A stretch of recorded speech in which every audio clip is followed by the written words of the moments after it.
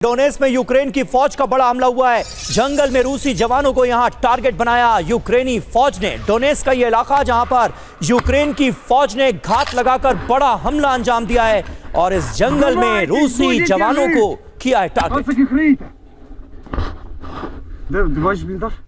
और रूस के बेल्गोरोड में यूक्रेन का ड्रोन अटैक। रिहायशी इलाके में यूक्रेन ने किया है प्रहार। यूक्रेनी हमले के बाद भीषण विस्फोट।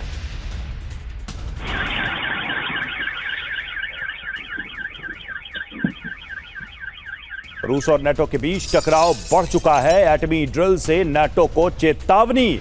रूस का यार्स आईसीबीएम के साथ युद्धाभ्यास। पूरी रात न्यूक्लियर मिसाइल से ड्रिल की गई। रूस ने नाटो को अपनी एटमी ताकत दिखाई है। तो लगातार रूस अपनी शक्ति का प्रदर्शन करता हुआ और कहीं ना कहीं यूरोपीय देशों को, नाटो मेंबर्स को एक मैसेज देने की भी कोशिश यार्स मिसाइल के जरिए।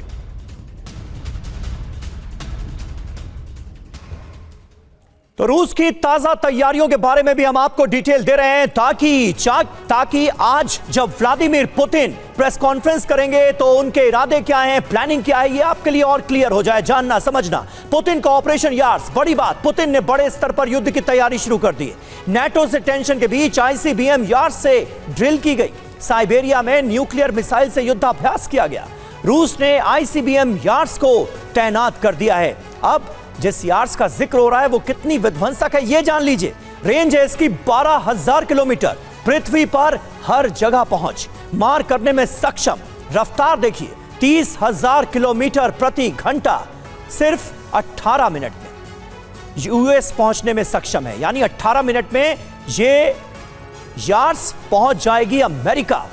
ये है इसकी ताकत, ये है इसका मादा। यानी इरादे तो बहुत हद तक इस डिप्लॉयमेंट से भी साफ जाहिर हो रहे हैं। दत्ता सर।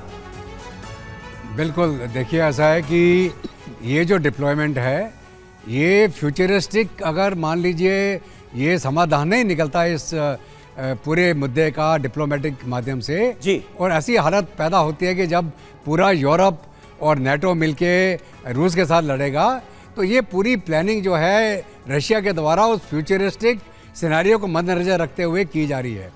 और वो बता भी रहे हैं इनको कि अगर आप कोई ऐसी चेष्टा करेंगे तो हम पूरी तरह तैयार हैं। और इसका एक और आपने जो पहले भी जिक्र किया, जो S-500 का पूरा इनका एक पूरा रेजिमेंट तैनात हो गया है फ्यूचरिस्टिक वॉरफेयर को मद्देनजर रखते हुए। तो S-400 से ज़्यादा एडवांस सिस्टम अभी ऑलरेडी डिप्लॉय कर दिया गया है रूस के द्वारा। तो ये मेरा मानना है कि रूस अपनी पूरी तैयारी करके बैठा है। यहाँ तो आप नेगोशिएशन टेबल पे आके जो हमारी डिमांड है उसको मान जाएं। अगर नहीं मानेंगे तो हम मिलिट्री पावर के माध्यम से अपना एम हम हासिल करेंगे, चाहे नाटो आए चाहे जो मर्जी आए। तो ये उनका एक प्लान है जिसके ऊपर वो लगातार कार्रवाई करते चले जा रहे हैं और प्लान करते चले। बिल्कुल, और उसका डेमोन्स्ट्रेशन भी किया जा रहा है उसी तरह से। और रूस के सैन्य ठिकानों पर यूक्रेन का एक्शन भी देखने को मिल रहा है। लगातार यूक्रेनी हमलों में रूसी सैन्य ठिकाने तबाह हो गए हैं। तो लगातार यूक्रेन की तरफ से भी अपनी कोशिशें जारी हैं ताकि रूस को ज्यादा से ज्यादा नुकसान पहुंचाया जा सके। ये देखिए तस्वीरें हम आपको दिखा रहे हैं। खासकर ड्रोन का जिस तरीके से यूक्रेन लगातार इस्तेमाल कर रहा है वो अभी भी एक चुनौती है रूस के सामने। और रूस के ओरियोल में यूक्रेन ने हमला किया है। यूक्रेनी हमले में पावर प्लांट तबाह कर दिया गया। ये टारगेटेड अटैक लग रहा है। पावर प्लांट को निशाना बनाकर यूक्रेन ने इस हमले को अंजाम दिया था। रूस के ओरियोल का ये इलाका है जहां पर यूक्रेन का ये हमला कामयाब रहा है और पावर प्लांट को खासा नुकसान पहुंचा है।